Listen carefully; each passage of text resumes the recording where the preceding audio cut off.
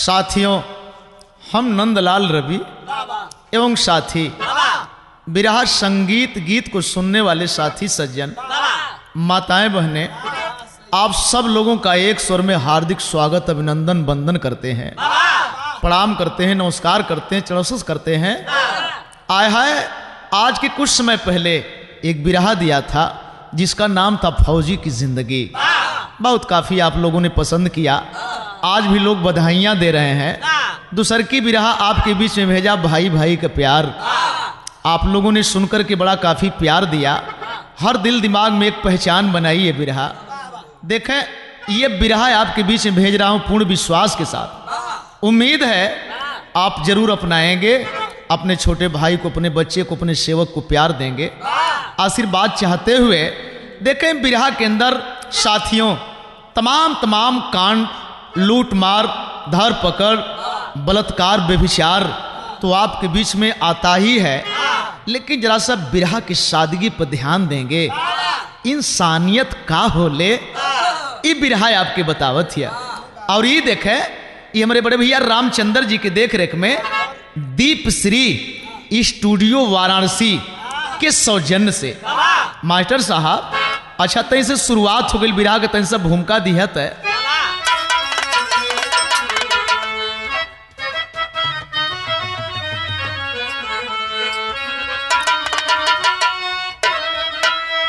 चमकते हैं मयंक सदा व्योम में,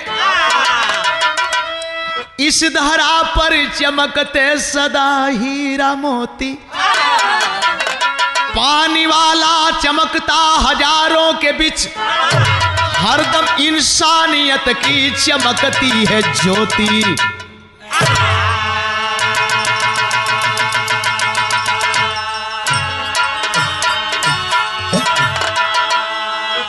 कायर गद्दार कभी भी चमकते नहीं, वो मोहब्बत की खुशबू पिरोते नहीं।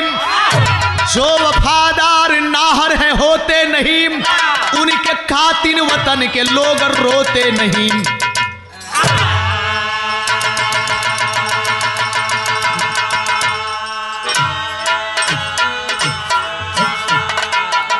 बताया जाता है साथियों, नामी मरे नाम के लिए, पेटू मरे पेट के लिए।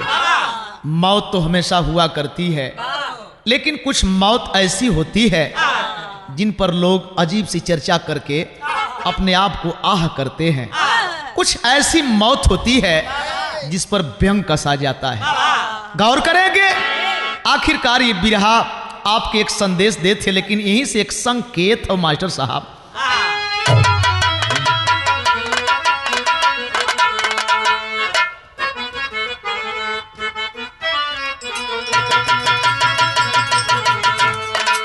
अरे शीशे के हैं दरवाजे,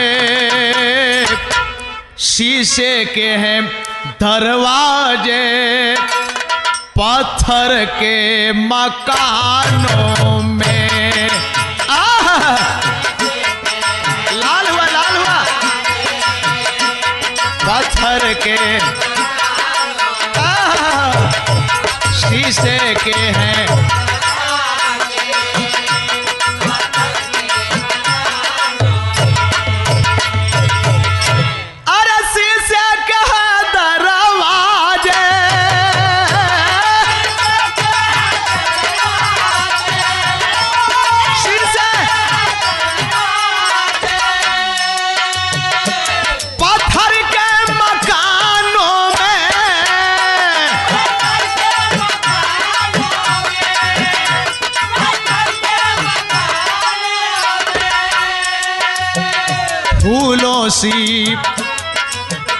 फूलों सी बदन उनकी, फूलों सी बदन उनकी, काटे हैं जुबानों। जिया लाल,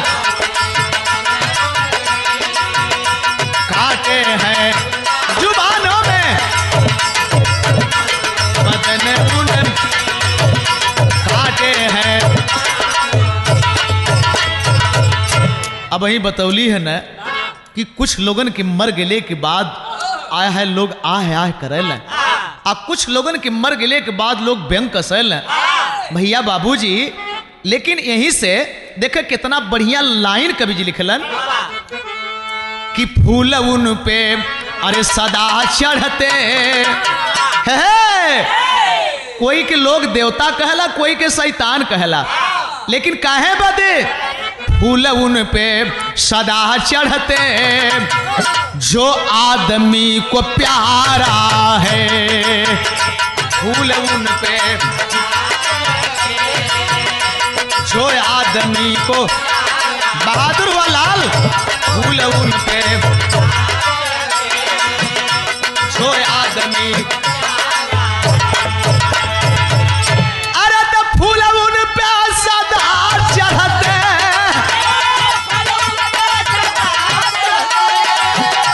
फूल उन पे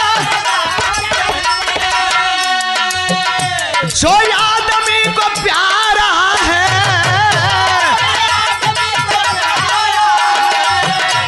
जो आदमी को गीत उनका सदा होता, गीत उनका सदा होता जो आंखों का तारा है। सदा हो जो आंखों, गीत उनका जो आंखों का। भैया हो बाबूजी, आय है यही जन से बिरहा की स्टोरी के शुरुआत लगल मास्टर साहब।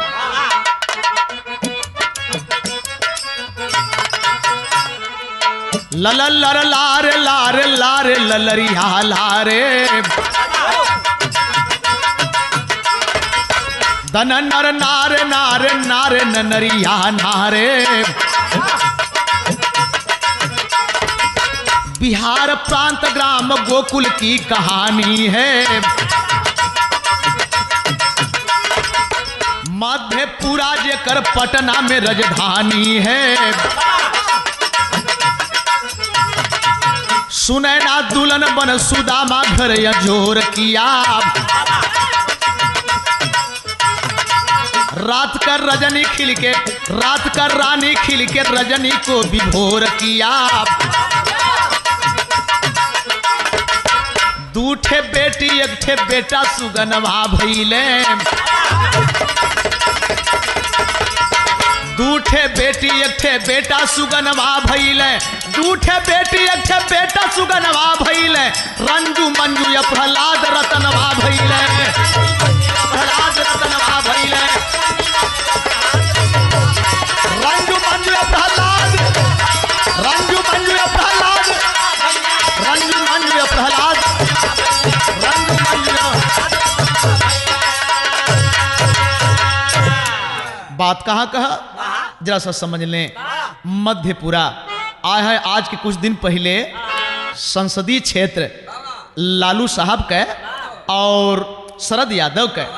भैया बाबूजी गौर करेंगे, बड़ा लोकप्रिय क्षेत्र बा। और वही क्षेत्र में एक ठे गांव बा जौने गांव का नाम है गोकुल गांव।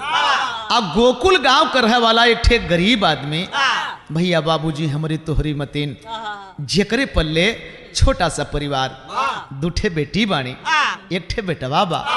माई बाबू दियारा में घास गढ़े गईले। बताओ जला कि बाढ़ की चपेट में वो दोनों मूर्ति बह गईलन। हाय देखे दोनों बच्ची अपने बेटा के लेके अपने पत्नी के साथ है।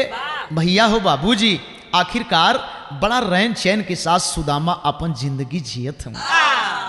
एक दिन देखबा बीचे में अपने दोनों लड़किन के लहले, अपने पत्नी के लहले, बड़ा खुशहाल हुए।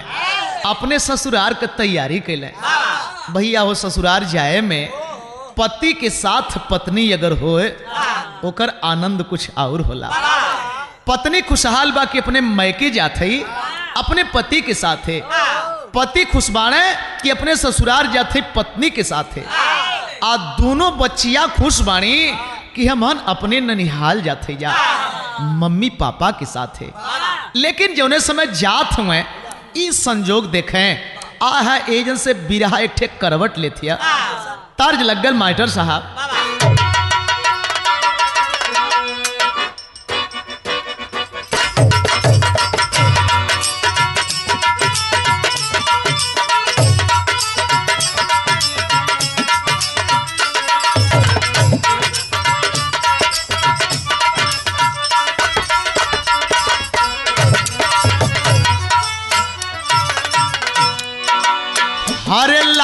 रंग डाल के चदरिया, लाली रंग डाल के चदरिया, ससुरारिया जाली हो दूल्ही, ओढ़ी के चदरिया जाली हो, लाली रंग डाल के चदरिया।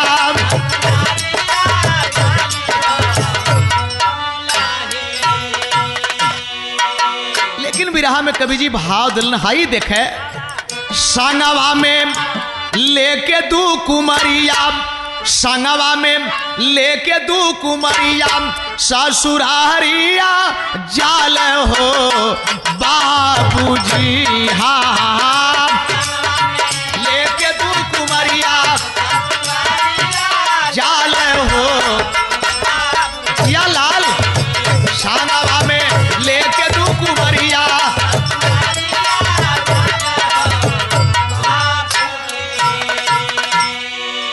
अरे धीरे धीरे पहुंचे एकता चौक के समहनवा, धीरे धीरे पहुंचे एकता चौक के समहनवा, अरे मौत लेके डोली देखबा आइल तेवने छानावा, के डोली देखबा मौत लेके डोली देखबा, आके धक्का मरले बा मोटरिया, आके धक्का मरले बा मोटरिया, ससुरारिया जाल हो बाबूजी, हाँ मरले बा मोटरिया,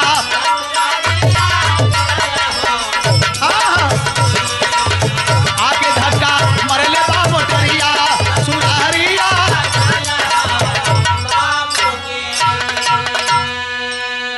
बाहर नसीब इतना खुश हुए, इतना खुश हुए, चारों मूर्ति का मालूम वक्त तनिके भर में का करे वाला। एकता चौक, एकता चौक के सामने पैदल आया है, जब वही आगे बढ़ल बाबूजी भैया हो तबले पीछे से एक मिनी बस आया है, धक्का मरलस, धक्का मार करके मिनी बस आया है, ड्राइवर लेके निकल गया। लेकिन हाई देखे जब मिनी बस से धक्का लगल, एक तरफ हो गई सुदामा, ओ समय का हालात काबा देखे, एक वर देखबा रोवत बाड़ी हाई दोनों बिटिया, अरे कैसे का पार होई हम हन कमटिया। भैया हो मतारी गिर के छत बिछत लाश पर छाती पीट के रोत हैं, दोनों बच्ची पापा पापा कह के चिल्लाते हैं।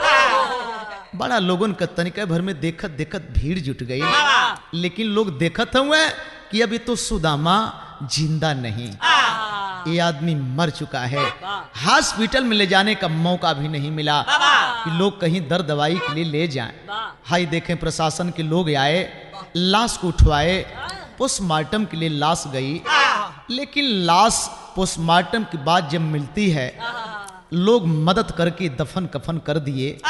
फूक ताप करने के बाद साथियों वो घर में वो परिवार में आखिरकार कोनो सहारा ना रहा। मतारी इनकर उनकर कुटौनी पिसौनी बर्तन माज के अपने बच्चन की जियावत है, मजदूरी कह के अपने बच्चन की जियावत है। लेकिन धीरे धीरे बेटा प्रहलाद जब होश संभालत है तो सोचत है कि हमार माई कहिया ले दूसरे का बर्तन माजी, कहिया ले दूसरे का मजदूरी करी। माई के मजदूरी कैले से आय है, कुटौनी पिसौनी कैले से न तो हमहन के पेट भर भोजन मिलत है, न तो हमहन के शरीर के कपड़ा मिलत है, और माई के आंख में हमेशा आंसू रहत है। हमार मतारी हरदम उदास रहत है। उस सुतले में सोचत है हमके करे का चाहिए। अपने दोनों बहन की तरफ देखा था। अचानक एक दिन सुतले में देखे प्रहलाद मुन्ना घर से भाग गए। आज जब भाग गए भैया बाबूजी गैल कहा, यही एक तर्ज का संकेत लिखे कि पड़ल।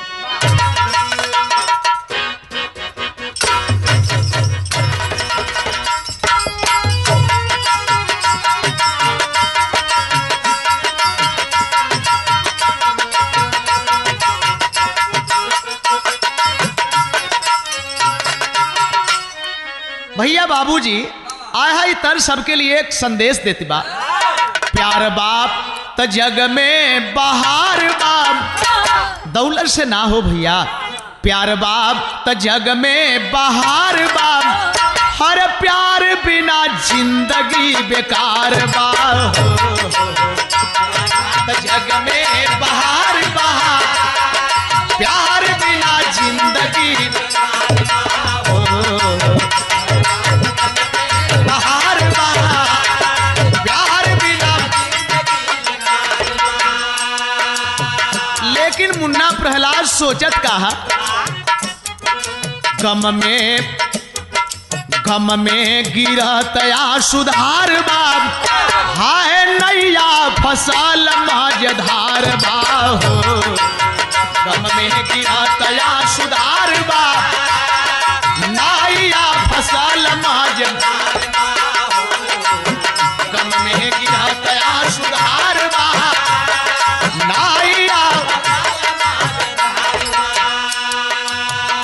अरे सुतले में प्रहलाद छोड़ले भवनवा, आ करे नौकरिया गईल दिल्ली दरम्यानवा। नौकरिया गईल दिल्ली, करे नौकरिया गईल। कश्ती के मिलत किनार बा, कश्ती के मिलत किनार बा, हा नैया फसल मझधार बाहो। कश्ती के मिलत नैया फसल मझधार बाहो। कश्ती के किनार बा, नैया।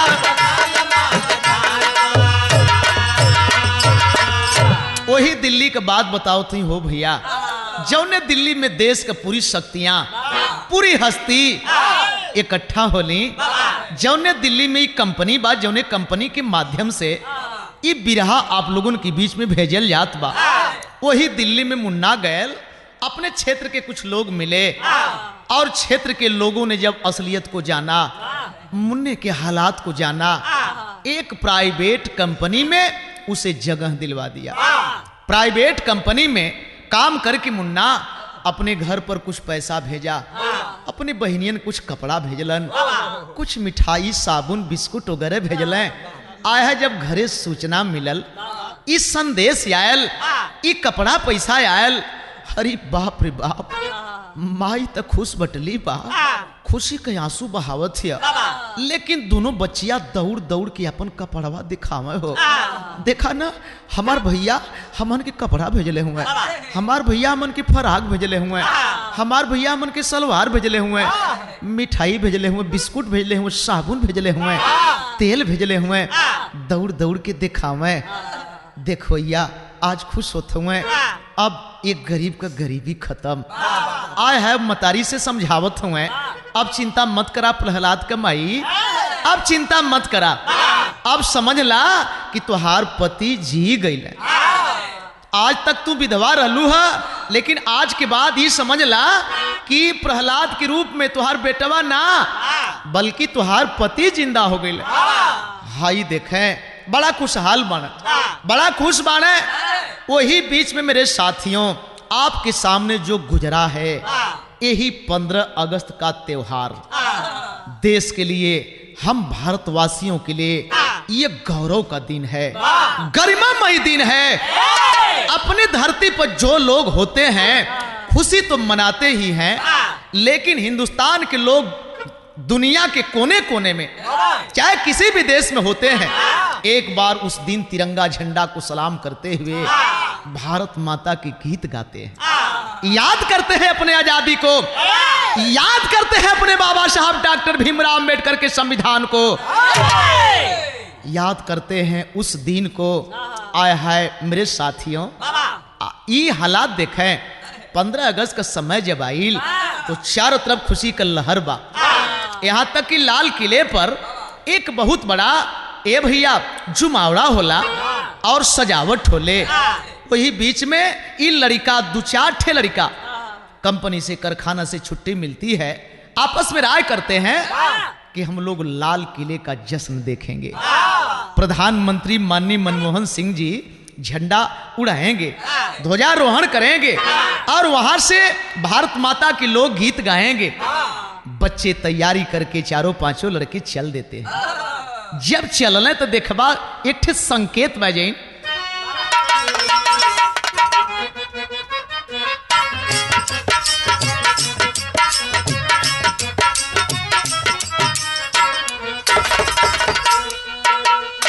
सिकिया मो बीनी बीनी गढ़िया बनवली प्यारे, गढ़िया बनवली हो मुसवाला दनिया कैली जात।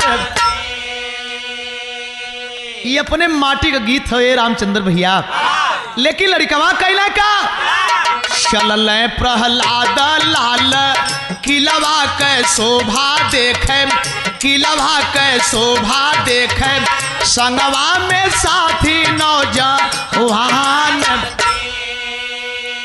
गौरवशाली देशवा के फहरी तिरंगा हमरे, फहरी तिरंगा हमरे खुशियाँ मनाई हिंदुस्तान। लाल किले के करीब में पहुंचते हैं, चारों तरफ इतना चौकन्ना पहरा आया है। गौर करें, कुछ उग्रवादी खेमा आवाज दे दिया था 15 अगस्त के पहले हिंदुस्तान के धरती पर हम लोग बहुत बड़ा बमबाजी करेंगे, इसलिए हर जगह तो पहरा था ही, लेकिन वहां पर इतनी बड़ी चौकसी बरती गई। गौर करेंगे, बैरिकेटिंग लगी हुई है, लोग रास्ता पकड़ पकड़ के जा रहे हैं। वही बीच में देखबा फिर बिरहा में ठे मोड़ लगा था।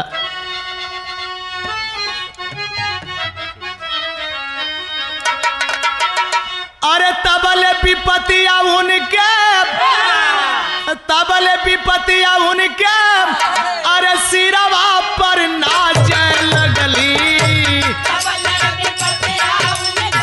सिरवा पर नाचे लगली, सिरवा पर नाचे लगली। अरे रहिया में भइल बातू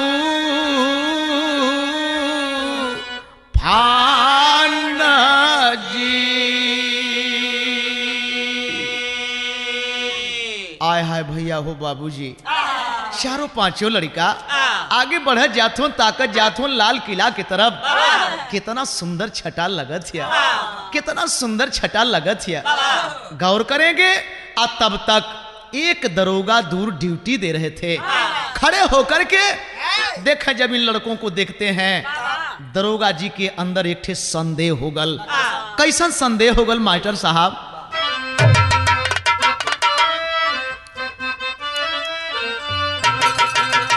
अच्छा, तब बड़ा नीक गीत बजा देला।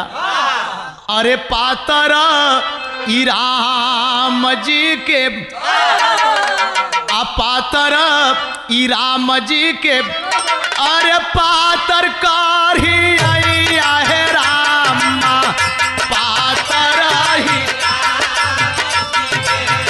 पातर कारी आया हो रामा।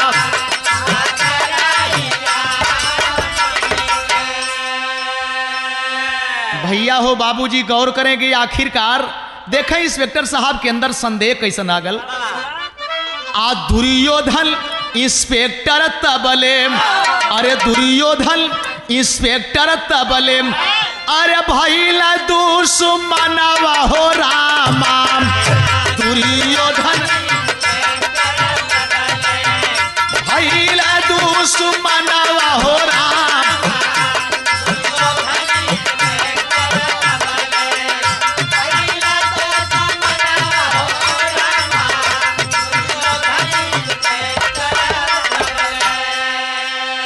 दुर्योधन इंस्पेक्टर तबले, अरे भैला दुश्मनवा हो राम।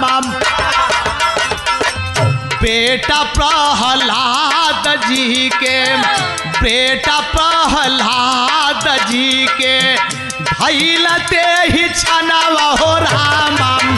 बेटा प्रहलाद भैला ते ही छनवा हो राम। बेटा प्रहलाद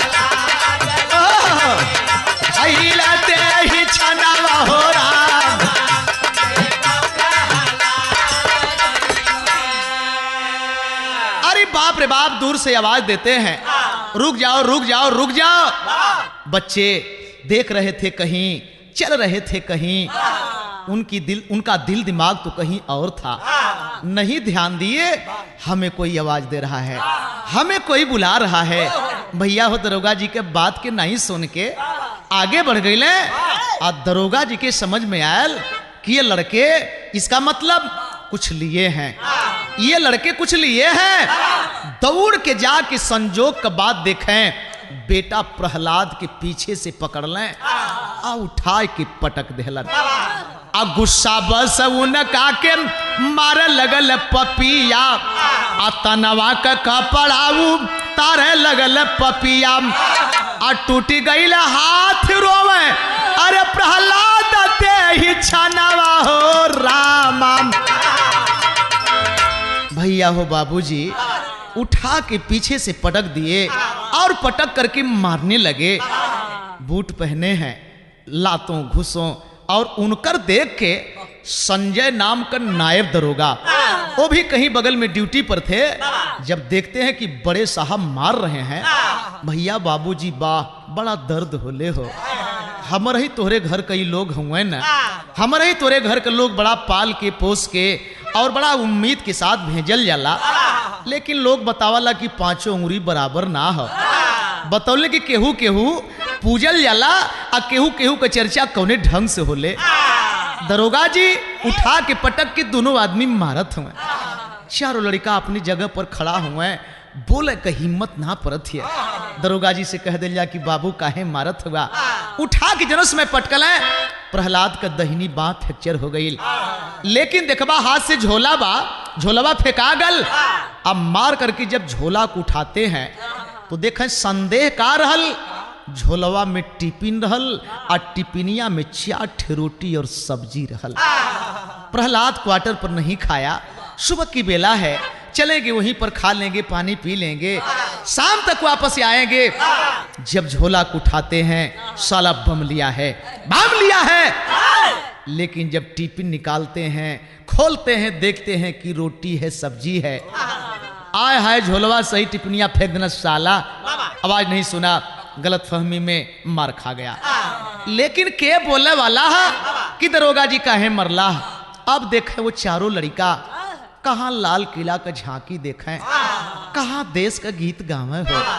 वो लड़का के उठा के प्रहलाद के ले गए ना हॉस्पिटल में एडमिट हुआ, प्लास्टर वगैरह लगल, दवाई वगैरह लगल। लेकिन इधर लाल किले की बात देखें, ध्वजारोहण करके झंडा उड़ा करके प्रधानमंत्री भाषण देते हैं देश के नाम संदेश। लेकिन यहाँ का जश्न जब समाप्त होता है, सब लोग अपने अपने घर को जाते हैं। प्रशासन के लोग बाद में छुट्टी पाते हैं, अपने अपने घर को जाते हैं। तो वीआईपी गैलरी में दरोगा जी अपन लड़की अपन लड़का बैठौले हुए। देखें सबके जाने के बाद दोनों बच्चों को लेते हैं और गाड़ी में बैठाते हैं, लेकर के चल दिए। जब लेके चल रहे आए भैया, हाई देखें जिन एक तर्ज लगल मास्टर साहब।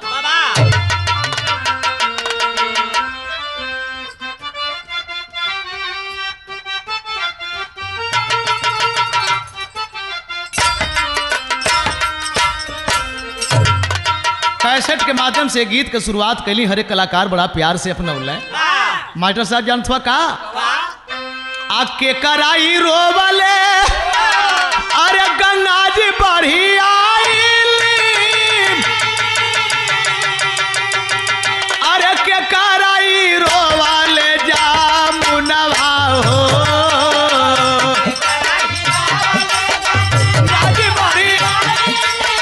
के कराई रोवा,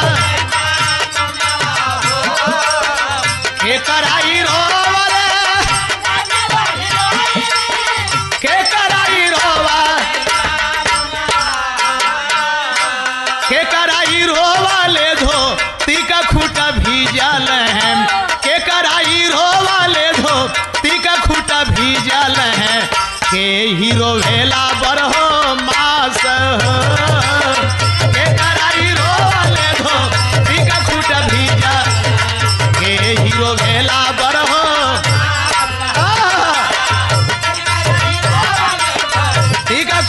भतीजा हे हीरो भेला बर हो। एक लोग जवाब देला कि माही के रोवले अरे गंगा जी पढ़ी आईली, अरे बाबा के रोवले जामुनवा हो।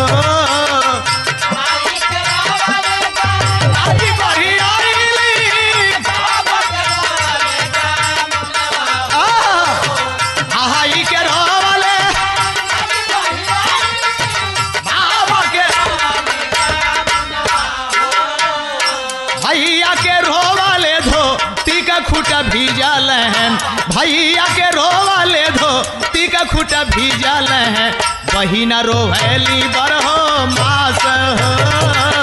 भैया के रोवाले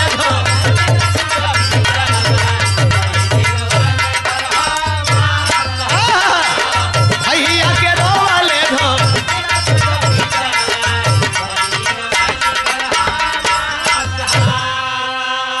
भैया हो बाबूजी, लेकिन कितना सुघर भाव हो जैन देहल गयल। यहाँ के अदालत में सोर्स लगी, घूस लगी, पैरबी लगी, लेकिन वाह कौनो और अदालत हो देखबा वो जैन न्याय मिलेला। अन्याय कैसन मिलल कि विधि के विधानवा इंद्रसानवा में डोलल पाम, अरे ऊपर देखला करा तार हो। विधानवा सानवा में डोलल,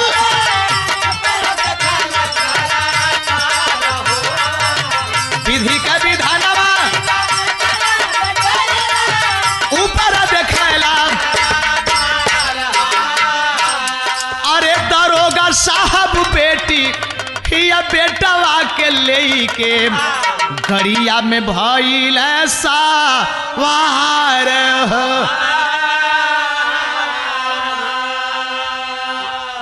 गाड़ी में बैठते हैं, आज जब कार में बैठते हैं भइल का आगवा बढ़ाता एक्सीडेंट होई गईल, अरे बेटा और बेटी यादू नो घायल भइल। बा भाई बा बारे मालिक, जब ही आगे बढ़ना है वहीं तो आवाज बड़ा दूर है, और तबले बीचवे में गाड़ी का ब्रेक फेल भैल, गाड़ी ड्राइवर गाड़ी में से कूद गया और गाड़ी जो है एक पेड़ में जाके टकराती है। इतना बेजोड़ एक्सीडेंट होता है। अरे बाप रे बाप, तुरंत लोग जुटते हैं, देखते हैं साहब हैं दोनों बच्चे हैं। भैया हो बाबूजी लोग इकट्ठा होके और लोगों की मदद से देखें वहां हुआ क्या। दूसरी गाड़ी मंगाई गई और दूसरी गाड़ी में एक गाड़ी में से लड़कन की दोनों बच्चन की निकालल जात है और वो गाड़ी में बैठावल जात है। बाहरे मालिक दरोगा साहब को खरोच तक नहीं आई और दोनों बच्चा लड़की और लड़का इतना बेजोड़ घायल हुए भैया हो लोग कैले का कि जौने हॉस्पिटल में अरे देखा प्रहलाद रहले, अरे वही में ले गईल सारा कार हो। देखा प्रहलाद रहले, जौने हॉस्पिटल में बेटा प्रहलाद,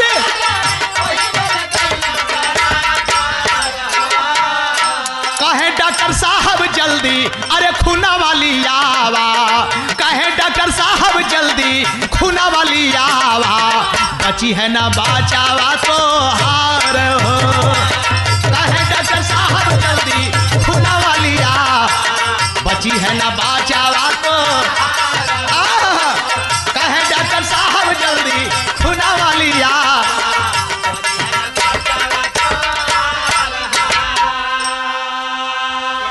आए भैया हाई देखे डॉक्टर साहब दरोगा जी को बुला करके बोले कि भैया साहब ऐसा है कि बहुत जल्दी में ताजा खून चाहिए, अगर ताजा खून नहीं मिला तो दोनों बच्चों का बचाना मुश्किल हो जाएगा, इसलिए कि मेरे पास ब्लड बैंक में खून नहीं है और खून भी चाहिए तो ताजा चाहिए।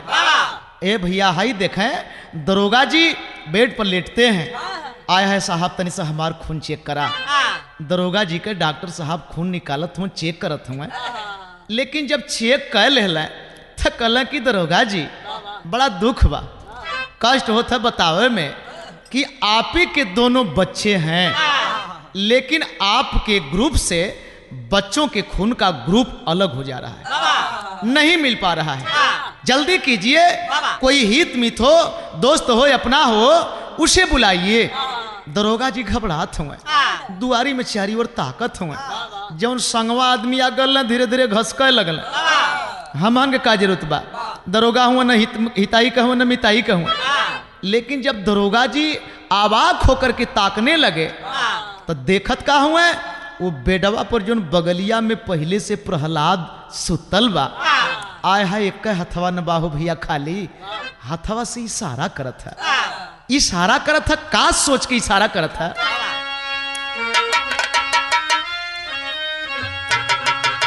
यही देशवा में राजा अरे शिबिया दधी चर रहल,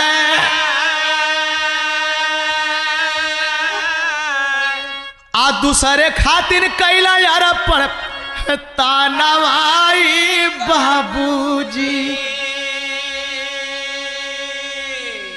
आ सुनी न दरोगा बाबू ये बेटवा बहिना बादी ले ले बा हमारा से खुरवाई बाबू।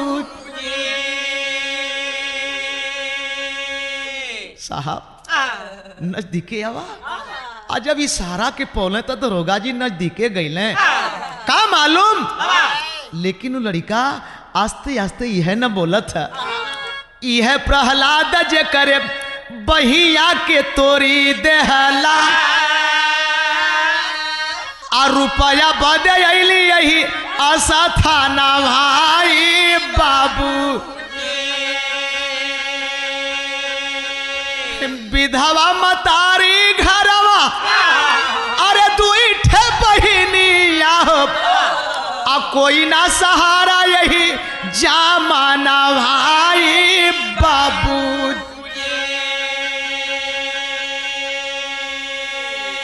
बाबू बाबू हम ही न बम वाला है, झोलवा में टिपनिया में जोन रोटी बम ले ले रही है, सब्जी बम ले ले रही है, हम ही नहीं बाबू जौने के मरला है। देख हमार बहिया टूट गए है बाबू, हमार बहिया टूट गए, लेकिन जल्दी करा डॉक्टर साहब तन से जैन आवता।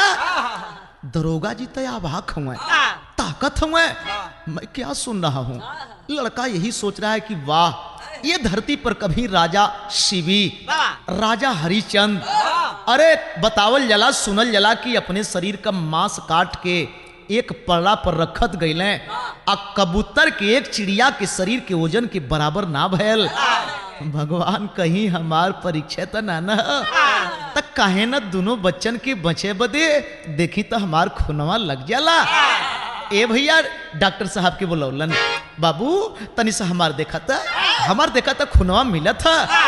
डॉक्टर साहब जब देखे साहस उस बच्चे का, भैया बाबूजी हाई देखे खून निकाल के चेक करत हुए, आज जब चेक करत हुए तब बाहर होनहारी बाहर विधना दोनों बच्चन के ग्रुप से ये लड़का के खून का ग्रुप मिल गल। आज जब मिल गल तब कवि जी हिजन बिरहा में भाव रखलन,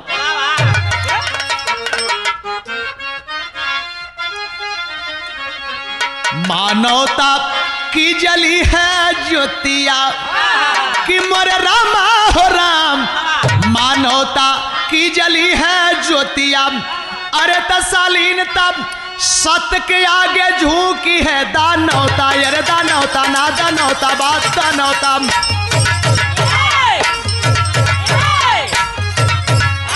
भैया हो बगल वाले बेड पर आए हैं, उसे लिटाए हैं, बेड को खींच करके बच्चों के करीब में लाए।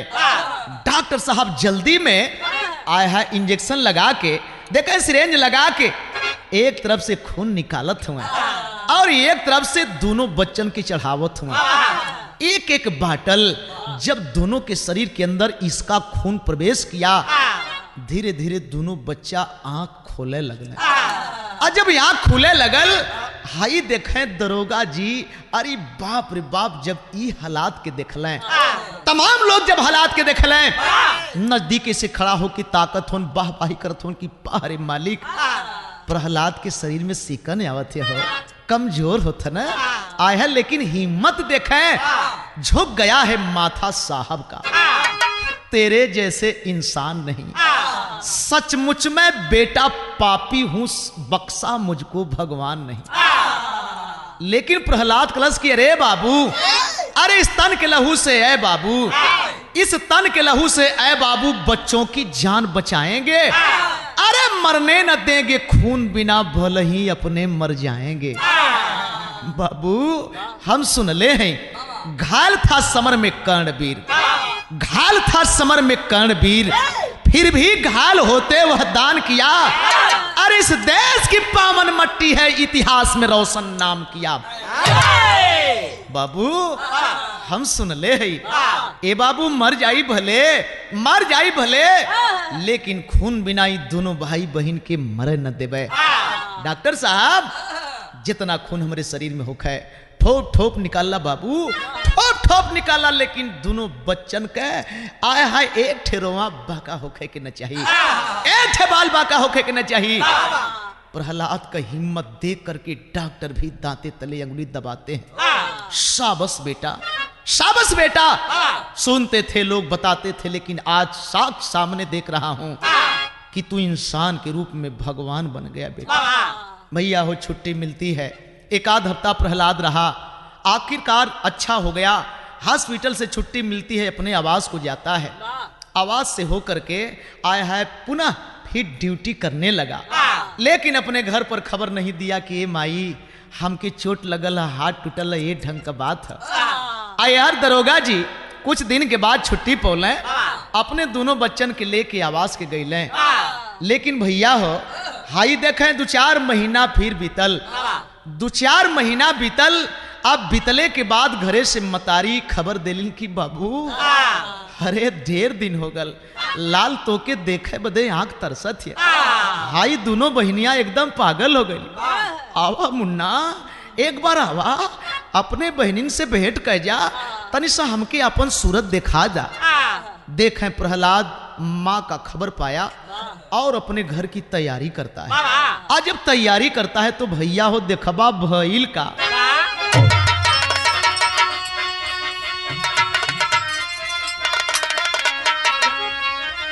अरे लेके छुट्टी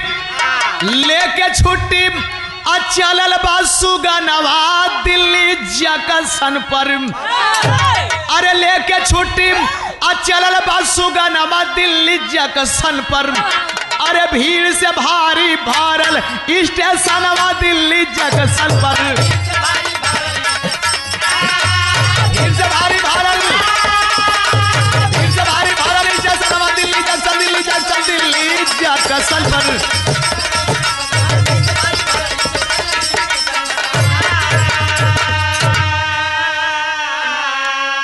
भैया हो बाबूजी नई दिल्ली स्टेशन पर आया, झोला झक्कर लिया है प्रहलाद, लेकिन हाई देखे है बगलिए में चेयर पर के बैठल है, अरे जल्दी में संजय दरोगा कई छूटल समनवा हम, अधैल हल गाड़ी गाड़ी कैले बा प्रस्थानवा हम, अरे देखत रहलम प्रहलाद सुगनवा दिल्ली जंक्शन पर, अरे लेके झोला आइल बा भवनवा दिल्ली जंक्शन पर, लेके झोला आइल बा, लेके झोला आइल बा भवनवा Delhi junction, Delhi junction, Delhi junction पर।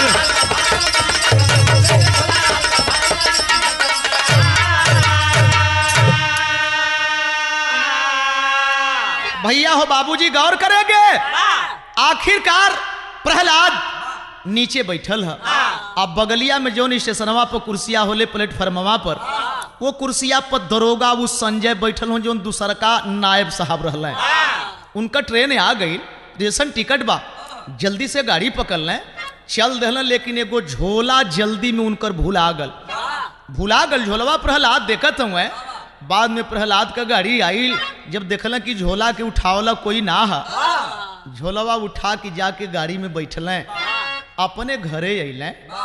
घरे तो अल, लेकिन गौर करेंगे साथियों, वो झोलावा में बाय का जब घरवा अल तो एकांत में वो झोलवा के खोलत हुए, बाकी सर सामान अपने मतारी के दे दिल, लेकिन जब झोलवा खोलत हुए तो देखत का हुए आल्हा लगल मास्टर साहब।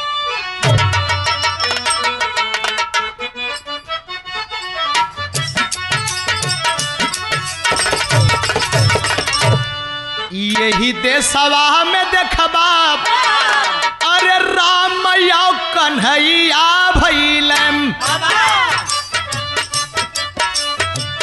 गांधी और गौतम जहवा भइल भगवान,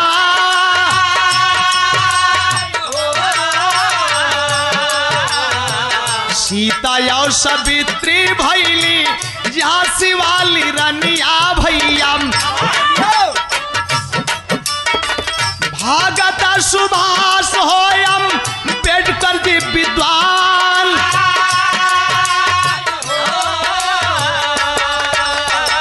60,000 रुपया यौरी घड़ी और सिकरिया देखबम, शादी वाला दिनवा जयमल देव के रहल दान,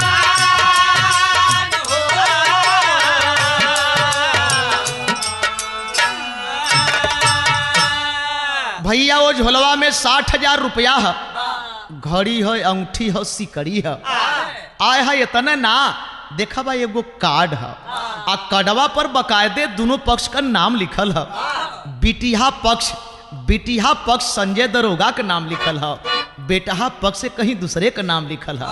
अंदरमा पढ़त हुए सोचे लगल कि बाप रे बाप, इ त दरोगा जी संजय दरोगा जेकरे बेटी का शादी है आ ई सम्मान दान में देवे के है। सोच रहा है एक गरीब का बेटा जवने बिटिया की शादी में देवे के है, अगर कहीं वो लोग नहीं दे पाएंगे, एक ठे बहिन का दशा हुई। हाय देखा अरे हमारे दरोगा घरवा आइल बाप बरतिया देखबा, गिरल 4 पाइया पर होई के उतार, लागे द्वार पूजा जबकि पूछे सब लोगवा भैया, घरवा में से निकले ना दरोगा श्रीमान,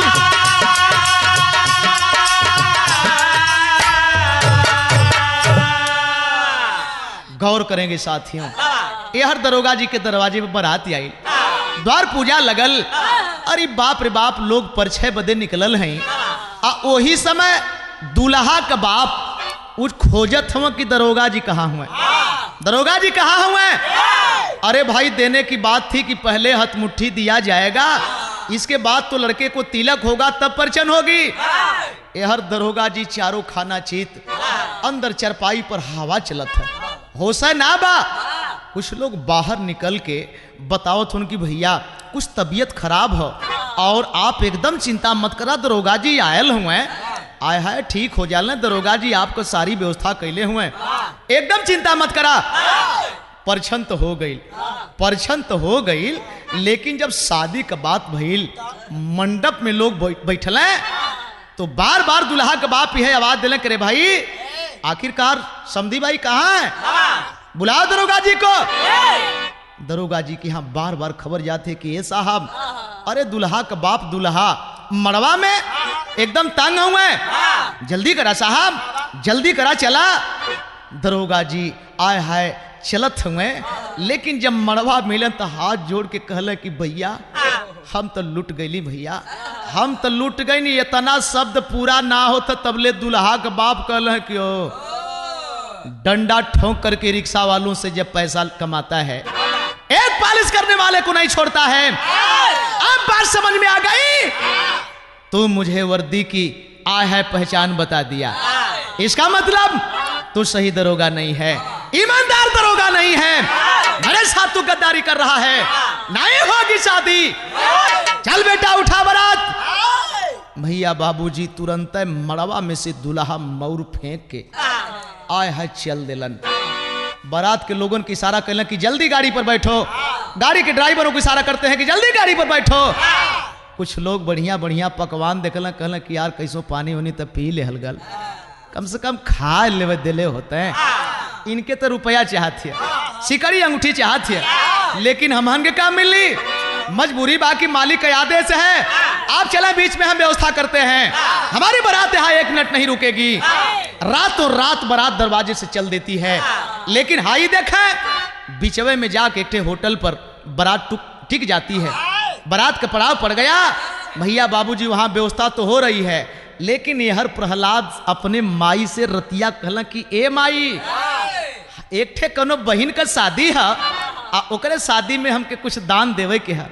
माई कलस की बेटा अच्छा तक भोरे में चल जाई हा, काल न बारात विदा होई। देखा यहर बारात जौन बा वो होटल पर बा, और यहर प्रहलाद का कैले हर साइकिल में झोला लेके अरे तक चलल बाजवा नवा देखा बम बीच रे होटला वही पर भयल बा मिलान।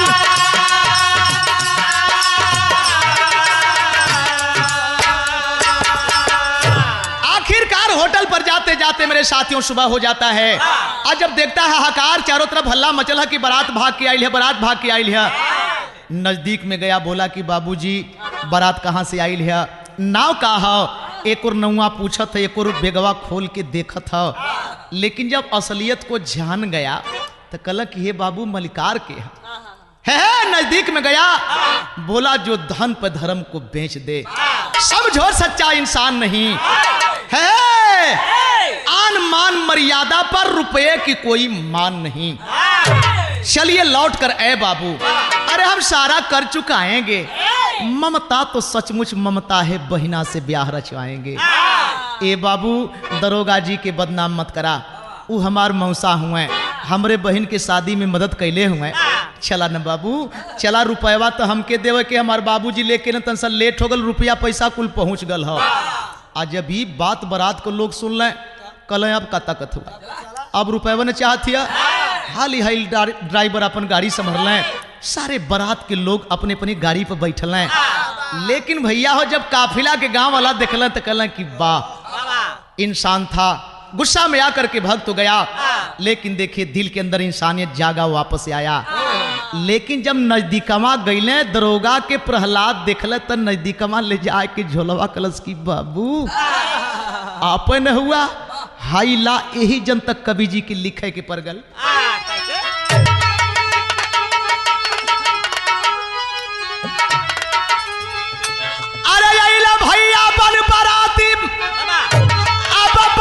के नगरी कहे बेटवा खा के भी दरोगा के बच्चवल पगरी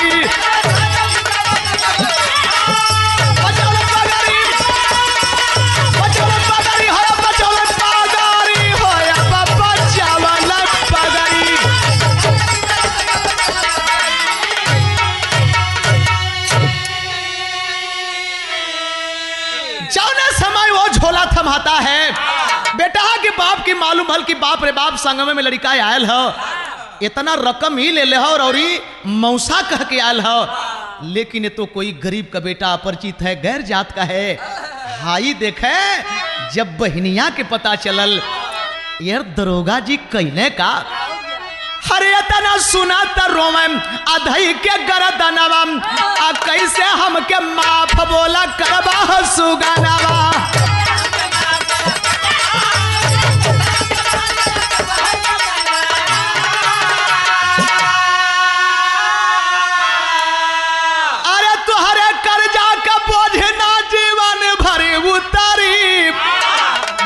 खा के भी दरोगा का बचवल पगरी। भैया बाबूजी हाथ से झोला छूट गल। आज भर बारात के लोग जलने तो दुल्हा के बाप के कोसत हो कि जाए मर्दवा, रुपया के लालच में रात भर हमहन के दौड़ला होटल पर ले यहाँ ले।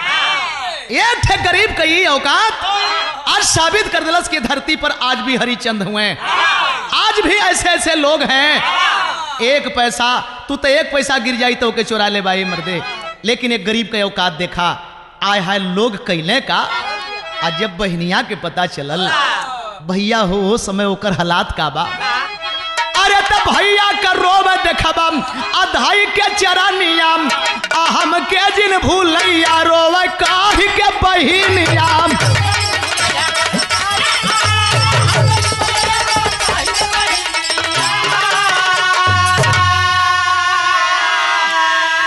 अरे जोगी बन के यहाँ भैया हमारी नगरी, तब बेटवा खा के भी गया कि नहीं आया यहाँ हमारी बखरी।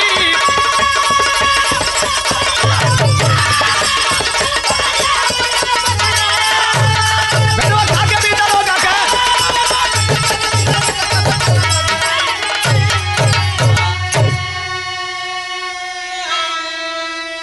जौने समय बिटिया का विदाई होखे लगल, मैं अपने बाप के पजरे गईली, ने अपने मतारे के पजरे गईली, ने अपने भाई के पजरे गईली, बल्कि जाके वो गरीब भाई प्रहलाद के पैर में लिपट के रोत है, भैया भैया हमरे घरे जरूर अइया भैया, हमरे घरे जरूर अइया भैया। रोवत हिया, अचरा में से फाड़ के राखी बांधत हिया। सारी जनता देखत है कि वाह वाह रे इंसान। भैया हो यही बदल लिखे के परगल। गुरु बिहारी गुरु गणेश कै खत्म हुआ दस्तान, विमल चंद्रिका कवि केशव बच्चन से प्रेम। हरे मानवता की जली है ज्योतिया, मानवता की जली है ज्योतिया, मंजित नंदलाल का पहल प्रेम समझौता मानवता।